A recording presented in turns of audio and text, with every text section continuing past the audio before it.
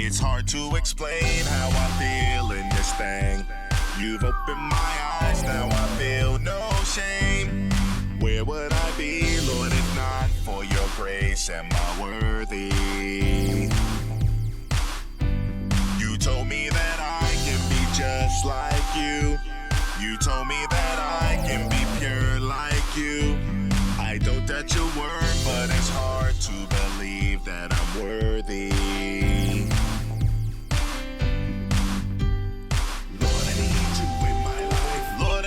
You in my life. I just wanna talk with you. I just wanna talk with you. Lord, I need you in my life. Lord, I need you in my life. I believe. Sometimes it's hard for me to say just what I mean, but you've been there and you've been with me. Never change, you're always with me. I know that I can never make it on my own. This life I'm living, this life we go, it's not my own. Oh. Been hearing this, been feeling this. Watch my willingness, see my obedience. Is a heaven sent or experience makes me innocent of sins I did commit. Take a look at this, don't pause. The truth is yours if you don't ignore. Too late, he done closed the door. Know what you're gonna do when it's you ignore. Lord, I need you in my life. Lord, I need you in my life. I just wanna talk with you. I just wanna talk with you. Lord, I need you in my life. Lord, I need you in my life. I believe.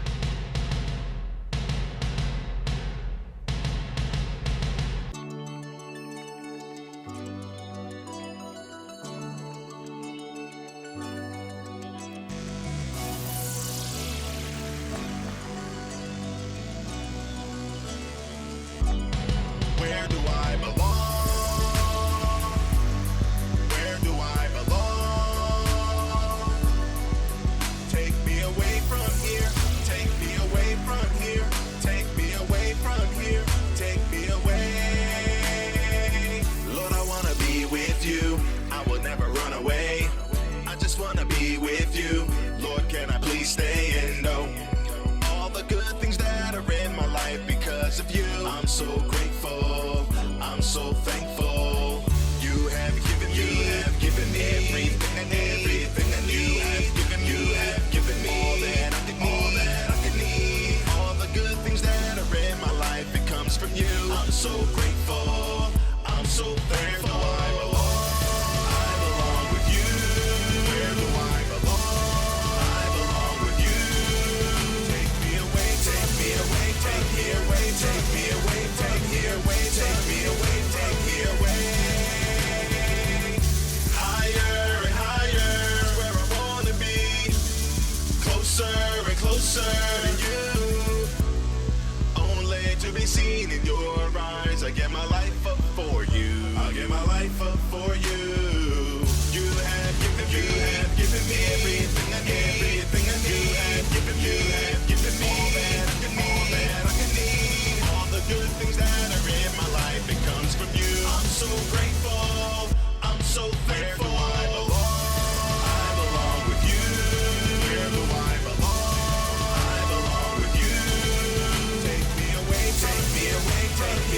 take me away from here, take me away from here, I belong with you. Here do I belong. I belong with you. Take me away from here, take me away from here, take me away from here, I can feel spirit calling me, calling me. I can hear your voice calling my name. I can feel spirit calling me, calling me. I can hear your voice calling my name. Telling me to come higher, telling me to move higher, telling me to seek higher, telling me to go higher. All the good things that are in my life, it comes from you. I'm so grateful, I'm so thankful. Where do I belong? I belong with you. Where do I belong? I belong with you. Take me away, take me away, take me away, take me away, take me away, take me away, take me away. Where do I belong? I belong with you. Where do I belong? I belong with you. Take me away, take me away, take me away, take me away, take me away, take me away, take me away.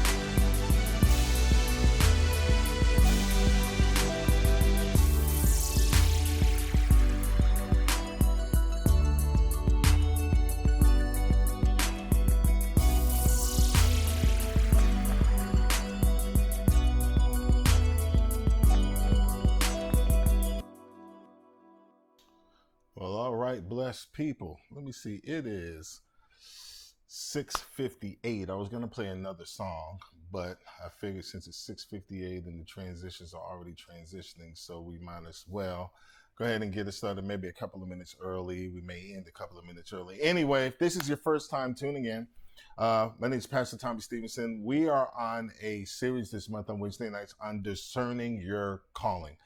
Love that picture up there because this is kind of what it feels like when you're trying to discern your calling or find what you are called to do. And so it's going to be pretty cool tonight. We got some interesting things to talk about. So what's up, everybody out there? So happy to be back with you again. Wednesday nights has been really cool. Sunday mornings has been really cool. I am thoroughly enjoying all the teachings. Not because I'm producing them, of course, and not because but I just enjoy helping people. It's generally what it is. That's my calling. As I've shared over and over again, your calling is something that defines who you are, and it's something that you can't run away from. And so mine's come out in church, and we're going to talk a little bit about that tonight. But I just really enjoy helping people, blessing people, empowering people. That's why, I have another motivational Facebook page called Empowered by Tommy, which I'm really going to be working more on going through the summer. And that's just more of what we're doing on Wednesday night, but a little bit more I'll probably say just a little bit more intuitive, where we just take practical steps to really help you define your calling. But, we tie them into some of the things we've been talking about or what we're going to talk about tonight. We tie them into how you can monetize them very carefully, and very clearly. How you can write a book, video series, workbook series, YouTube channel, how to grow and monetize your calling. Because the ultimate thing is for you to be fulfilling your calling and living it.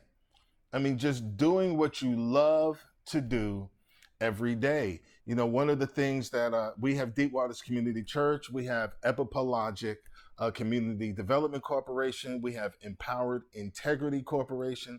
So there's 3 entities that we've set up, and each one has a very special role. The Deep Waters Community Church focuses on the spiritual aspects of the person. Our Epipelagic Community Development Corporation deals with the personal development aspects of the person. And then Empowered Integrity is the for-profit corporation that helps build the financial structure and foundation of the both of them, along with the givings and donations of the people. And so, we took, it's going on 3 years now. Praise God. We've been doing this for 3 years. Amen. So it's getting ready to go on 3 years, and we've got all these set up. But but they're there for a very important reason, because me and Brandy just believe with our heart that every aspect of the person needs to be ministered to. And so we created these avenues to do that. Now, what we've just created, and I'm not even talking about, all the other little things that we've worked on, and Brandy's coaching, which is going to come through Epipelagic, but on her own, and all these things that we're building and working on, is all a part of what we're called to do. So when people say you guys are busy, we are busy. Now I can tell you that, with home and all the dynamics at home and everything, we have a lot going on. But when it comes to work, Ann Brandy right now is working part-time with the home healthcare service. And even in who she is comes out in that. But you got to understand, everything that we're doing, it's work, but it's not like, when people say it's hard work, well, it's hard work, yes. But when you love doing the things you're doing, it's not hard work. When you enjoy it, it's not hard work. There are plumbers out there who love to do plumbing. Plumbing is next to gardening. It's not anything that would excite me at all. You would not call me and go, hey, so what do you think about opening a plumbing business? Why? Everybody has pipes, drainage, that kind of deal. It's recession proof, da da da da da. And I'm not the guy. I got an email. This is funny. I got an email a few years back, and it was about what kind of sewage? It was a septic tank business where we replace septic tanks because they go bad, and everything comes up in the yard, and it costs thousands of dollars to replace a septic tank. But it is a cash cow. That thing makes money. And this guy was like, look, hey, they're building houses out in the country. A lot of the houses out in the country, all of them have septic tanks. It's a turnkey operation. And I'm like, dude, I am not your man. That is not what I am called to do.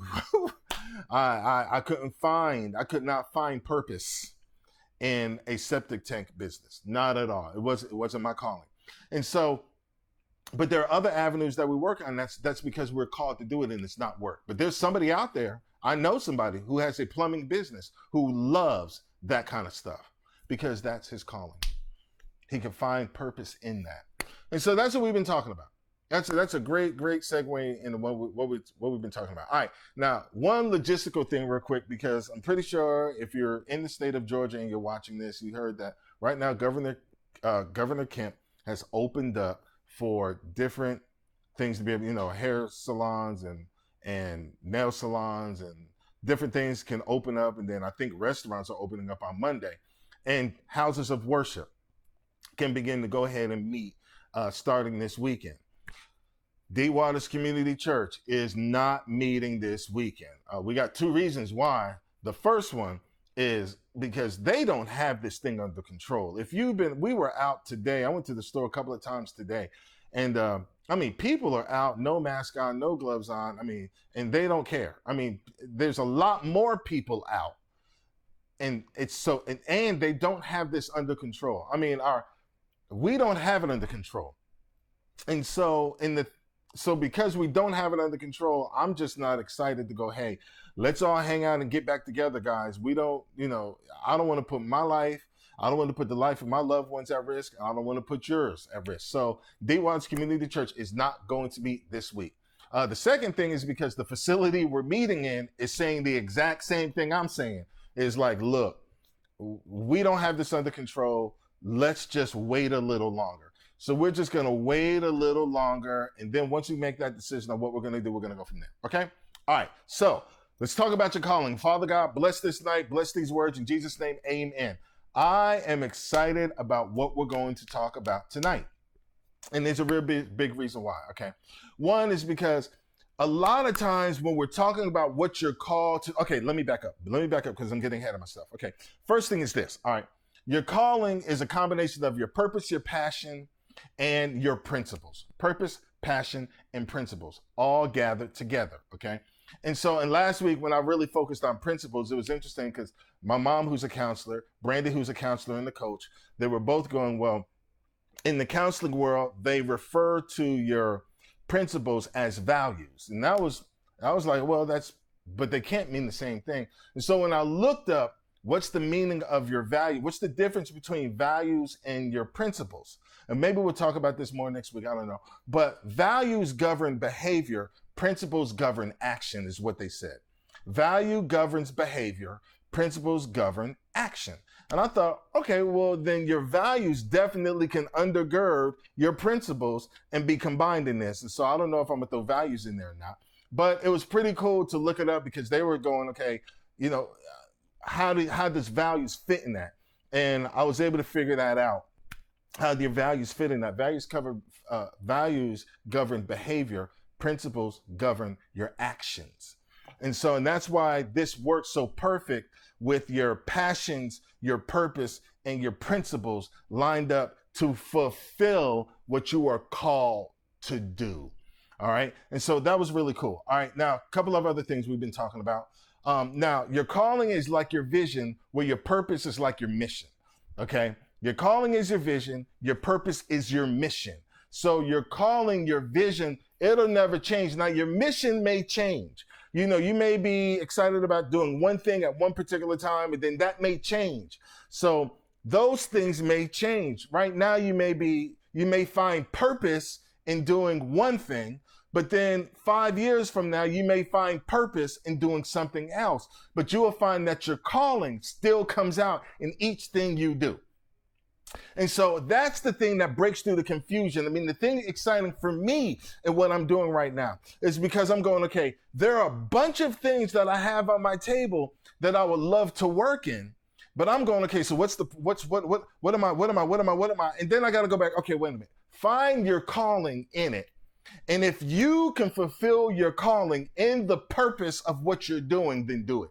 But if you can't find your calling in what you're doing, then you need to give it up, because that is not what you are, good word right here, called to do. It's not what you're called to do. And so you have to find, okay, is this purpose that I'm living in fulfilling my calling?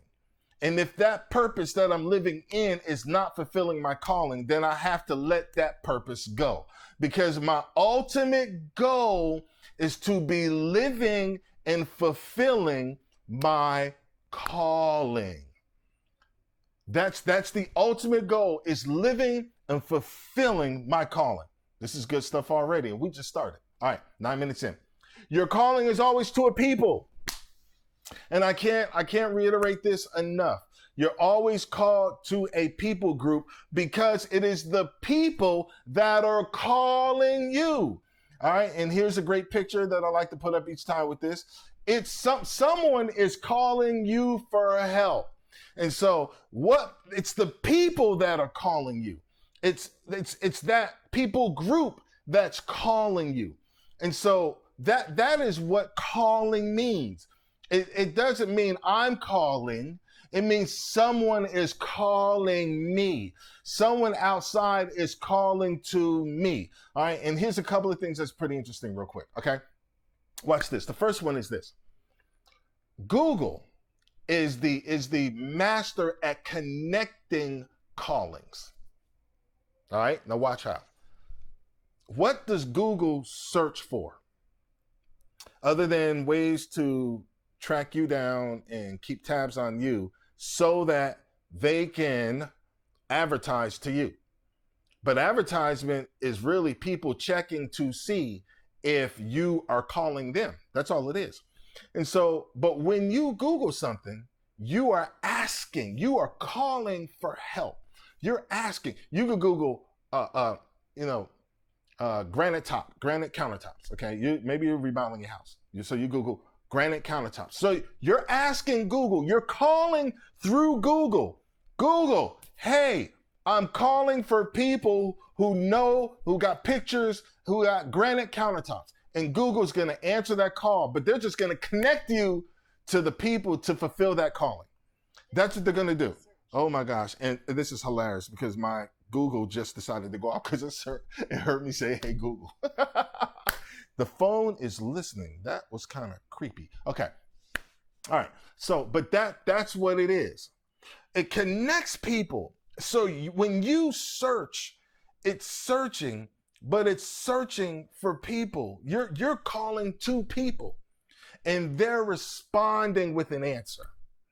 All right. So that's what calling is. You are the answer to someone else's problem. You are the answer. All right. Now here's another thing for today. And this is a big one. Usually the thing that you are really good at, that you can monetize the most and fulfill your calling in, is usually found in the pain that you have overcome. Not suffered. See, most people think the pain I suffered, not the pain you suffered, the pain that you've overcome. People will follow experience, right? They'll like, because misery loves company. So they'll like to congregate in groups, that's why hate crime websites and hate speech stuff gets a lot of traffic, because misery loves company. So that thing will be there. But there are people, you have overcome a problem that somebody else would love to glean from. They will love to hear what you have to say about the thing that they're suffering through that you overcame. You overcame something. You went through something. You dealt with something. And you know better than anybody else how to get through this thing, because I've walked through this thing. This is now watch this. Watch this. Testimony. Come on, somebody. It's your testimony. And see, a lot of times we'll shy away from the testimony. It's your testimony. There are people who've overcome multiple things in their life. They can write a book.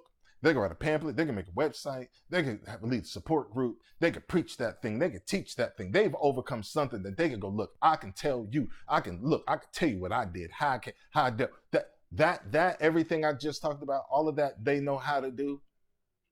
You are the answer to somebody else trying to figure out, how do I deal with this situation? They're calling you.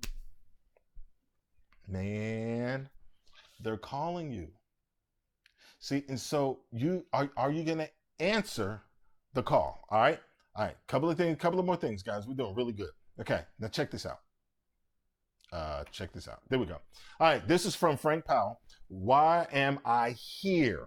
Okay. 6 truths about your calling. Your calling and your purpose is not the same thing. And remember what I said, your purpose is the thing you're doing. It's your mission. It's the thing you're doing. Your calling is something you're always going to do. It's always who you are. Your calling is not your career. So, it can become your career, but don't confuse it with your career.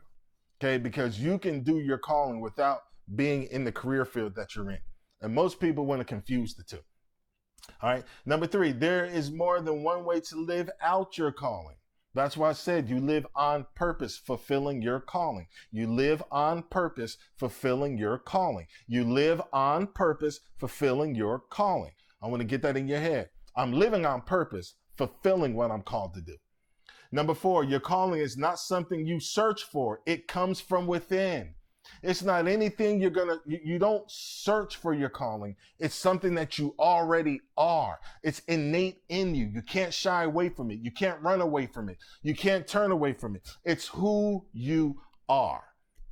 Number 5, your calling will never focus more on you than on God, because God is the one that put the calling inside of you. So it's never about you. It's about serving other people.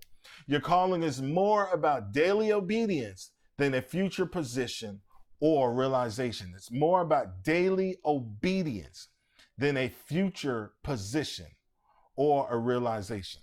So you don't have to wait until you get somewhere to fulfill your calling.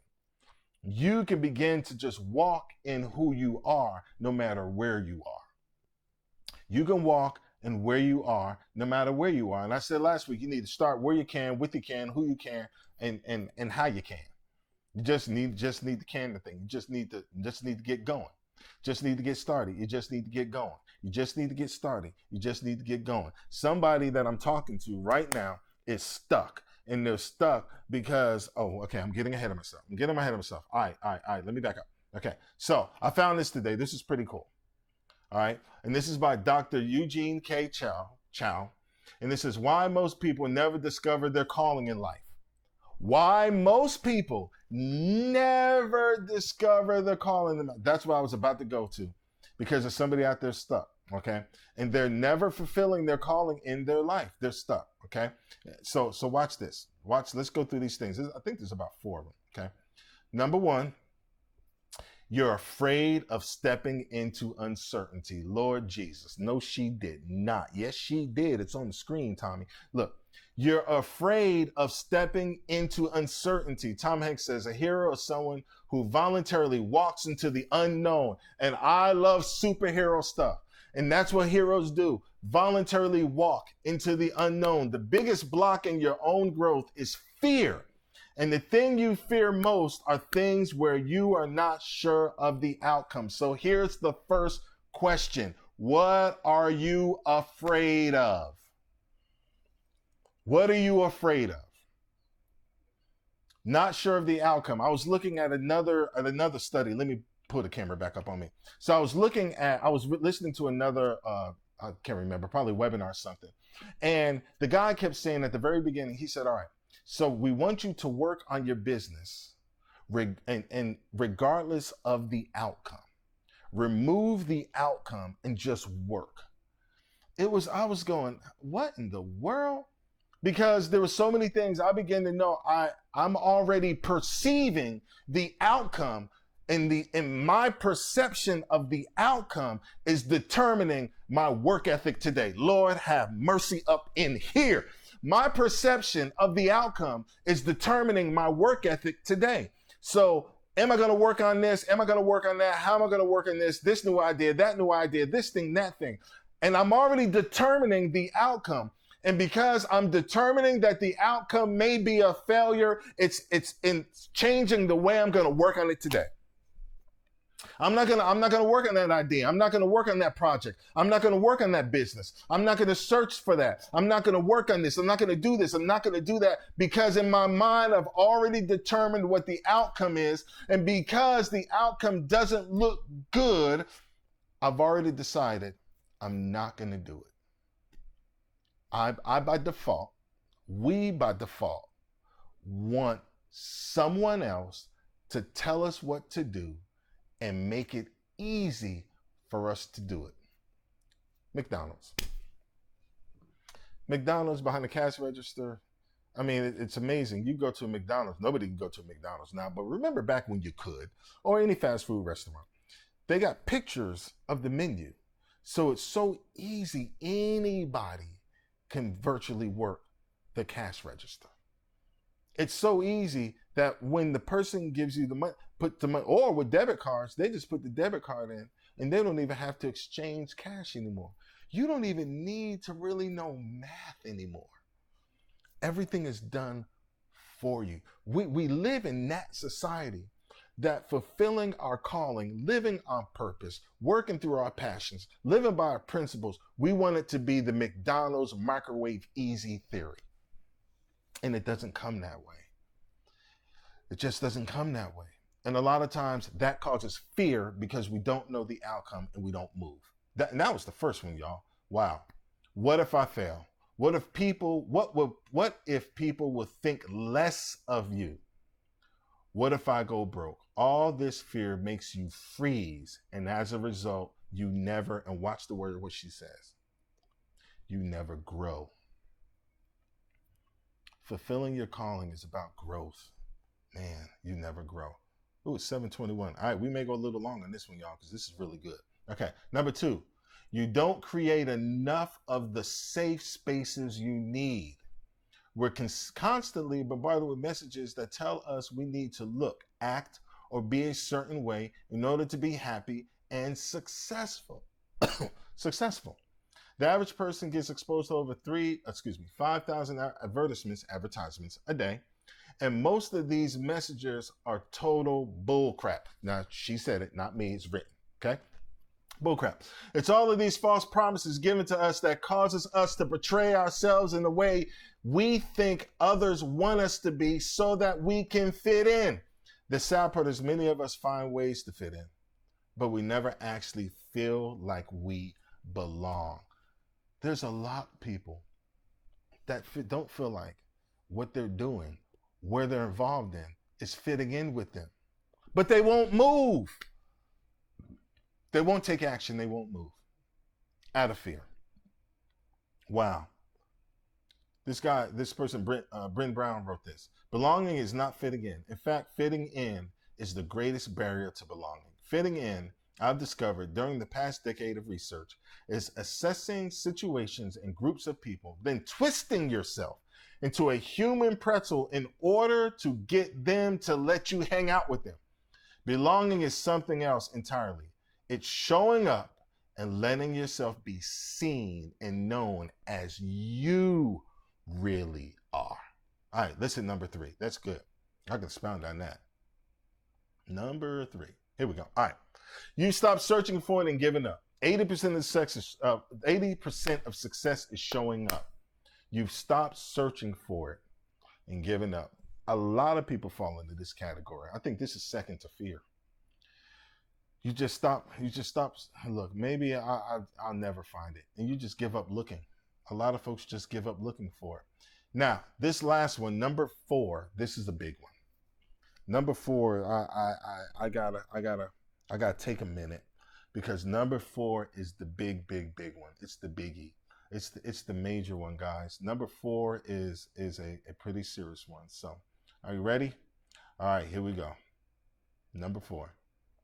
You're trying to live someone else's life. You're trying to live someone else's life. This one here is so huge because a lot of times that's what we're doing. We want to live someone else's life. We see the money, we see the car, we see the opportunity, we see what they're doing, what they're saying. We see how confident they are. We see, how they seem to have it all together. We see all of that, and we want that, and so we'll jump in, and we'll want to live their life. And because we're trying to live someone else's life, we never live our own life. We never fulfill our own life. We never live by our own passions. We never fulfill our calling. We never do it, and we can get lost. And here's a great word, and lose ourself in the process of living someone else's life. Man, that's pretty heavy. And not be bold enough to live our own life. I think there's one more. There's one more. Okay, all right. And then she says this: fight at all costs to learn where your passions and talents intersect. This is pretty cool. Okay. Passions and talents intersect. Passion is more than just your burning feeling inside of you. It's a foundation that is rooted deep in your heart. It's what makes you who you are. And when you're not cultivating it well, you become depressed and miserable. Could depression and misery be a lack of fulfilling your passions and your callings? It's this passion that calls you, she used the word too, that calls you into the extraordinary life you are created to live. And through your talents and skill, you can begin to take the bold action of living out your calling. Your calling isn't some step-by-step formula. It's a compass that points your life towards the right destination, and it's your responsibility to figure out how you will get there. It's a messy process of digging deeper and deeper within yourself.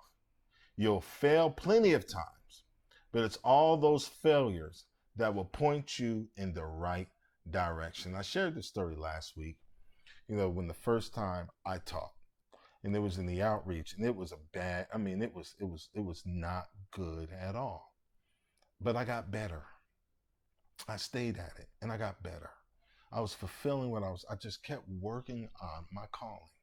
I just kept working at it and working at it and working at it. And there were transitions in my life, don't get me wrong, where I was lost. I was like, okay, what is the purpose of this right here? And then I have to recalibrate and go back to my calling each time. My calling. Back to what I'm called to do. Back to who I'm called to be. Back to fulfilling my calling every single time. See, and that's the thing. So the questions I have for you are this, okay? Number one is, what are you afraid of? That's question number one. What are you afraid of? What outcome has you so afraid that you just won't step out and begin to do what you're called to do?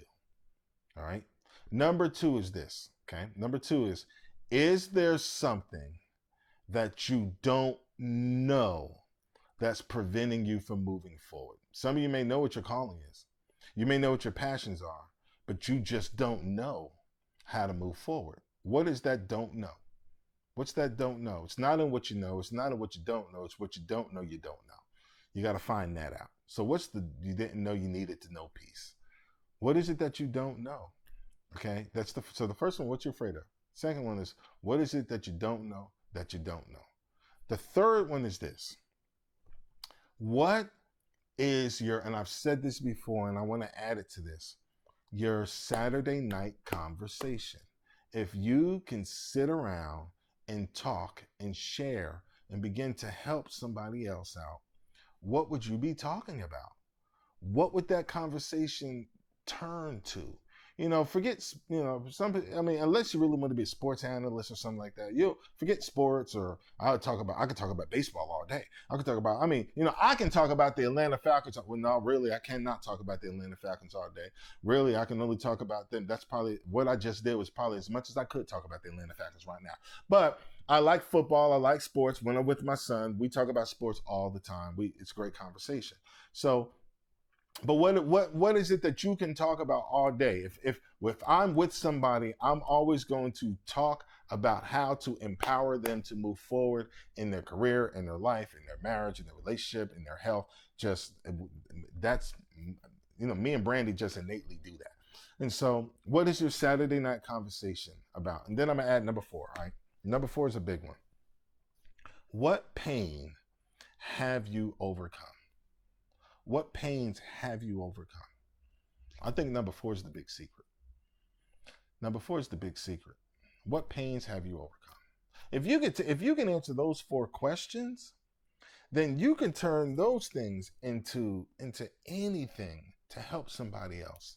And you've started a business. I'm just giving you a way to start a business about your calling. You can start a business. It can come out in many forms and fashions, and there's things that empower by time. And once we get that all going, and Brandy's coaching, we can help you figure out how to do that. But we got to get to the answer.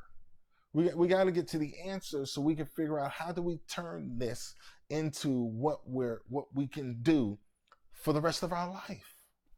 How can I share my testimony and what I've overcome and the things I've overcome with so many people through so many different avenues that it blesses them? And I get to be able to do that full time. Man, that's how you live by your calling. What time is it? 7:30. Bam, we did it. All right. So those are the 4 questions. Work on those 4 questions. Really give it some thought. Write down some answers. And then next week, we are going to talk about, and next week we are, wait a minute, I think, hold up. Let me look at my calendar real quick. Yes, 29. It's the last one in April because that's what I figured out. So, and next week, because we're going to transition into something else in May.